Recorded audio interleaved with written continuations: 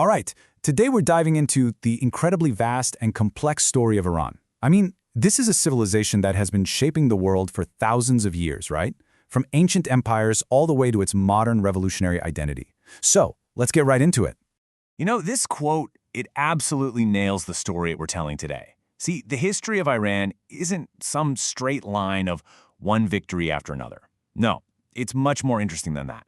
It's this incredible cycle of creation, then destruction, and then reinvention. And it's that cycle that has forged one of the most resilient cultures on Earth. So, where do we even begin with a story this big? Well, we've got to go way back to the very foundations of Persia. This is where the blueprint for empire was first drawn up, a blueprint that would resonate for centuries. Okay, just look at this timeline. It's wild. We're covering more than 1,000 years of that cycle right here. It all kicks off in 550 BCE with Cyrus the Great, who builds this huge, surprisingly tolerant empire. But then, boom, Alexander the Great shows up and burns the stunning capital, Persepolis, right to the ground. But does Persia just disappear? Nope. The Parthians rise up. These guys were legendary horse archers who actually stopped the Roman legions cold. And then comes another huge turning point, the Islamic conquest in 651 CE, which changes everything all over again.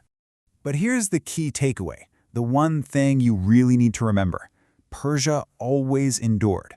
Through every single invasion, every collapsed dynasty, every massive world-altering change, that core Persian identity, it just found a way to survive, to adapt, and eventually to thrive again.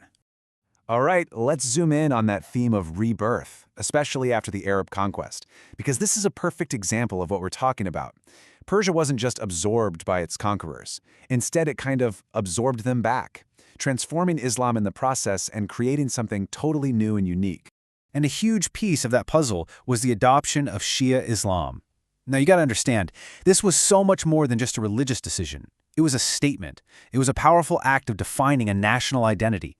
By choosing this distinct branch of Islam, Persia essentially drew a line in the sand, setting itself apart from its Sunni neighbors and carving out its own unique cultural and spiritual path. And this new identity, it was literally cemented in stone, thanks to dynasties like the Safavids. They're the ones who made Shia Islam the official state religion, and they kicked off this incredible cultural golden age. They're the ones who built those stunning, iconic blue-tiled mosques you see in Isfahan, symbols that still stand today as a testament to this unique Persian Islamic culture.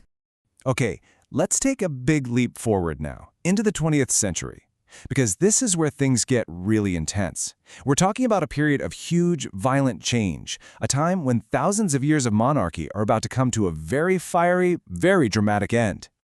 So if you really want to understand the 1979 revolution, you can't start in 1979. You have to go back to 1953. This is when the democratically elected Prime Minister Mossadegh was thrown out in a coup backed by the CIA and MI6. And that event, it was a deep national trauma.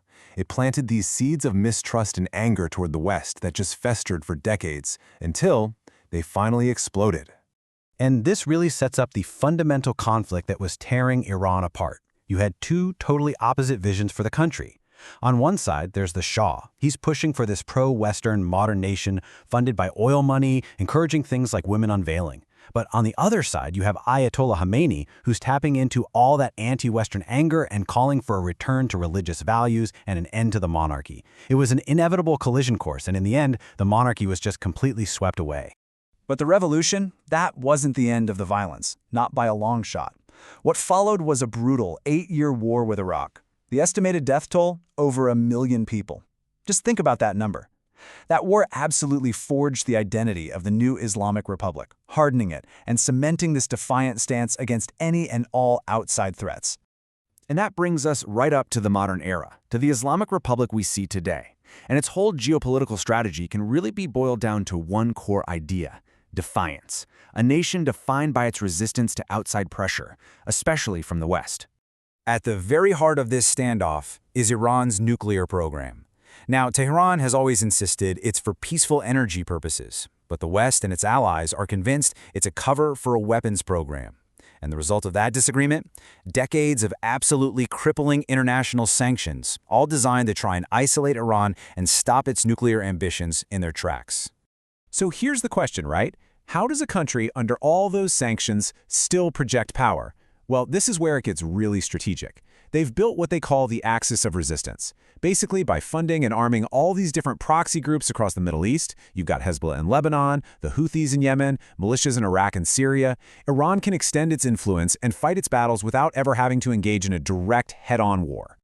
And that exact strategy, well, it leads us straight to what is arguably the most dangerous flashpoint in the entire Middle East right now, this undeclared, ongoing shadow war between Iran and its biggest rival, Israel. Yeah, this is not your typical war with battle lines and uniforms. It's a deep, bitter feud, and it's fought almost entirely in the shadows. We're talking fiery rhetoric, sure, but also covert operations, cyber attacks, and of course, arming those proxy groups right on Israel's doorstep. And let's get specific about what that looks like on the ground. This isn't one-sided. We're talking about incredibly sophisticated cyber attacks like the famous Stuxnet virus that physically destroyed Iranian nuclear centrifuges. We're talking about targeted assassinations of top Iranian scientists and military commanders.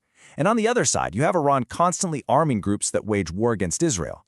And tragically, a country like Syria has become a major proxy battlefield where they fight it out. And then, in April of 2024, this long-simmering shadow war suddenly burst right out into the open. It started with a suspected Israeli strike that killed some very high-level Iranian commanders.